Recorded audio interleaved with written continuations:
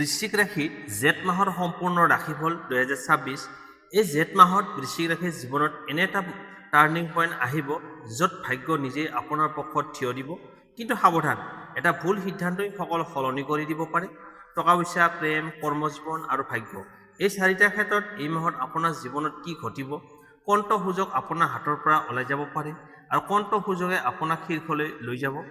এই মাহত কিছুমান গোপন সত্য উন্মোচন হ'ব যি আপোনাৰ ভৱিষ্যত সম্পূৰ্ণ সলনি কৰিব পাৰে।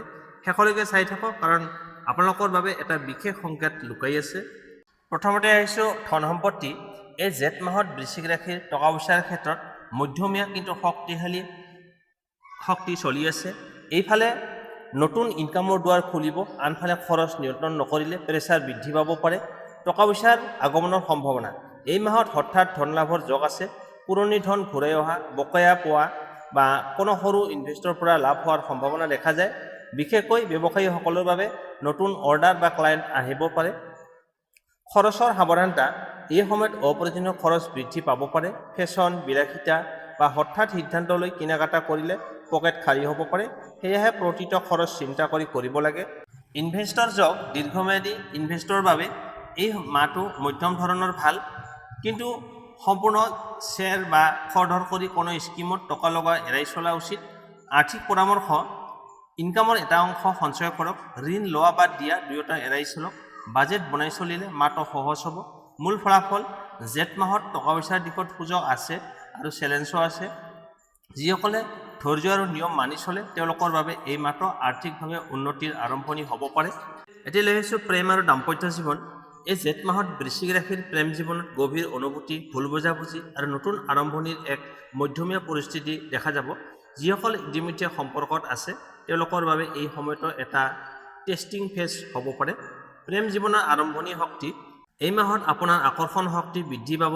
নতুন কোনো ব্যক্তিৰ প্ৰতি মন টানিব পাৰে, কিন্তু খৰধৰ কৰি সিদ্ধান্ত ল'লে পাছত আফচোচ হ'ব পাৰে। সেয়েহে লাহে লাহে আগবাঢ়ক। 2 নম্বৰ, ভুল বুজাবুজি আৰু ইগ' সমস্যা। দাম্পত্য বা প্ৰেম সম্পৰ্কত সৰু কথাটো ভুল বুজাবুজি হ'ব পাৰে। ইগ' বেছি হ'লে দূৰত্ব সৃষ্টি হ'ব। কথা কম, শুনা বেছি, এইটো নীতি মানিলে আপোনাৰ সমস্যা কমিব। 3 নম্বৰ, দাম্পত্য জীৱনৰ পৰিস্থিতি। বিবাহিত বৃশ্চিক ৰাশিৰ লোকসকলৰ বাবে এই মাহত দায়িত্ব বাঢ়িব। জীৱনসংগীৰ লগত কিছুমান বিশেষ মতভেদ হ'ব পাৰে, কিন্তু শেষত সমাধান ওলাই আহিব। এটা কথা মনত ৰাখিব, প্ৰেমত জয় নহয়, বুজাবুজি জয় হয়। দূৰত্বৰ সম্পৰ্ক, লং ডিষ্টেঞ্চ। দূৰত থকা সম্পৰ্কত বিশ্বাসৰ পৰীক্ষা হ'ব। যোগাযোগ কমিলে সন্দেহ বাঢ়িব পাৰে। নিয়মিত কথা বতৰা ৰাখক। 5 নম্বৰ, আৱেগ আৰু আকৰ্ষণ শক্তি। এই মাহত আৱেগ অত্যন্ত শক্তিশালী থাকিব। একে সময়তে মৰম আৰু খং দুয়োটাই বেছি হ'ব পাৰে। সিদ্ধান্ত লোৱাৰ আগতে শান্ত হৈ চিন্তা কৰক। 6 নম্বৰ, অকলশৰীয়া ছিংগেল বৃশ্চিক ৰাশি। যিসকলে অকলশৰীয়া হৈ আছে তেওঁলোকৰ জীৱনত নতুন প্ৰেম আহিব পাৰে, কিন্তু এই সম্পৰ্ক লাহে লাহে আগবঢ়াব লাগে। প্ৰথমতে বিশ্বাস গঢ়ি তোলা অতি প্ৰয়োজন। 7 নম্বৰ, সমাধান আৰু পৰামৰ্শ। ইগ' এৰাই চলক, অহংকাৰ বাদ দিয়ক। সত্য কথা কওক, লুকুৱাব নালাগে। বিশ্বাস বজাই ৰাখক, সময় দিয়ক সম্পৰ্কক। মূল ফলাফল। এই জেঠ মাহত বৃশ্চিক ৰাশিৰ প্ৰেম জীৱনৰ বাবে ইম'চনেল টাৰ্ণিং পইণ্ট হ'ব পাৰে। যদি আপুনি ধৈৰ্য, বিশ্বাস আৰু বুজাবুজিৰে আগবাঢ়ে তেন্তে সম্পৰ্ক আৰু অধিক শক্তিশালী হ'ব। শেষত এটা কথা মনত ৰাখক, প্ৰেমত জয়তকৈ মূল্য বেছি বুজাবুজিৰহে থাকে। এতিয়া আহিছোঁ কৰ্মজীৱন। এই জেঠ মাহত বৃশ্চিক ৰাশিৰ কৰ্মজীৱনত এক শক্তিশালী পৰিৱৰ্তনৰ যোগ দেখা গৈছে। এই সময়ত আপোনাৰ বাবে সুযোগ আৰু প্ৰেছাৰ দুয়োটাই লৈ আহিব পাৰে। যি ধৈৰ্য আৰু বুদ্ধিৰে আগবাঢ়িব তেওঁলোকে সফলতাৰ দিশে দ্ৰুত আগবাঢ়িব। কৰ্মক্ষেত্ৰত নতুন আৰম্ভণি। এই মাহত নতুন প্ৰজেক্ট, নতুন দায়িত্ব বা নতুন সুযোগ আহিব পাৰে। চাকৰিত থকা লোকসকলৰ বাবে প্ৰমোচন বা স্বীকৃতিৰ সম্ভাৱনা আছে, কিন্তু আৰম্ভণিতে কিছু প্ৰেছাৰ যেন অনুভৱ হ'ব পাৰে। 2 নম্বৰ, কাগজৰ প্ৰেছাৰ বা দায়িত্বৰ বৃদ্ধি। কৰ্মক্ষেত্ৰত কামৰ বোজা বাঢ়িব পাৰে। সময়মতে কাম শেষ কৰা চেলেঞ্জ হ'ব পাৰে। সময় ব্যৱস্থাপনা ঠিক ৰাখিলে সমস্যা কমিব। সহকৰ্মীৰ সৈতে সম্পৰ্ক। সহকৰ্মীৰ সৈতে মিশ্ৰিত পৰিস্থিতি থাকিব। কিছুমান লোক সহায় কৰিব আৰু কিছুমানে হিংসা কৰিব পাৰে। সকলোৰে লগত সাৱধানে কথা বতৰা কওক, তৰ্ক বিতৰ্ক এৰাই চলক। চাকৰিৰ পৰিৱৰ্তন বা সুযোগ। এই মাহত চাকৰি সলনি কৰা চিন্তা আহিব পাৰে। নতুন অফাৰো আহিব পাৰে, কিন্তু হঠাৎ সিদ্ধান্ত নল'ব। প্ৰথমতে সকলো দিশ বিশ্লেষণ কৰক। ব্যৱসায়ীৰ বাবে সময়। ব্যৱসায়ী বৃশ্চিক ৰাশিৰ লোকসকলৰ বাবে এই মাহটো মধ্যম ধৰণৰ ভাল। নতুন ক্লায়েণ্ট আহিব পাৰে, কিন্তু খৰচো বাঢ়িব পাৰে। অংশীদাৰিত্বত সাৱধানতা ৰাখক। সিদ্ধান্ত লোৱাৰ শক্তি। এই মাহত আপোনাৰ সিদ্ধান্ত লোৱাৰ ক্ষমতা শক্তিশালী থাকিব, কিন্তু আৱেগত সিদ্ধান্ত ল'লে ভুল হ'ব পাৰে। যুক্তি আৰু বাস্তৱ চিন্তা ব্যৱহাৰ কৰক। ধৈৰ্য আৰু ফলাফল। এই মাহত ফলাফল লগে লগে নাহিবও পাৰে, কিন্তু যি কাম আপুনি আৰম্ভ কৰিব তাৰ ফল আগলৈকে ভাল পাব। ধৈৰ্যই আপোনাৰ আটাইতকৈ ডাঙৰ শক্তি। মূল ফলাফল। জেঠ মাহ 2026 বৃশ্চিক ৰাশিৰ কৰ্মজীৱনৰ বাবে এটা গ্ৰ'থ ফেজ। প্ৰেছাৰ থাকিলেও সুযোগো বেছি। যিসকলে কঠোৰ পৰিশ্ৰম আৰু ধৈৰ্য বজাই ৰাখিব, তেওঁলোকে সফলতাৰ নতুন স্তৰ স্পৰ্শ কৰিব। শেষত এটা কথা মনত ৰাখিব, কৰ্মই ভাগ্য সলনি কৰে, কিন্তু ধৈৰ্যই সফলতা নিশ্চিত কৰে। এতিয়া লৈ আহিছোঁ জেঠ মাহ 2026 বৃশ্চিক ৰাশিৰ ভাগ্য কেনেকুৱা থাকিব। এই জেঠ মাহত বৃশ্চিক ৰাশিৰ ভাগ্য সম্পূৰ্ণ স্থিৰ নহ'লেও লাহে লাহে উন্নতিৰ দিশে আগবাঢ়িব। এই সময়তো শ্ল' বাট পাৱাৰফুল গ্ৰ'থ টাইপৰ, য'ত হঠাৎ সৌভাগ্যতকৈ কষ্টৰ ফল বেছি দেখা যাব। ভাগ্যৰ সাধাৰণ প্ৰৱাহ। এই মাহত ভাগ্য আপোনাক সম্পূৰ্ণ সহায় নকৰিব, কিন্তু ভুল পথতো নাযায়। অৰ্থাৎ যি চেষ্টা কৰিব তাৰ ফল লাহে লাহে আহিব। ধৈৰ্যই আপোনাৰ ভাগ্যৰ চাবিকাঠি। সুযোগৰ দুৱাৰ খোল খাব। কিছুমান সৰু কিন্তু গুৰুত্বপূৰ্ণ সুযোগ আহিব পাৰে।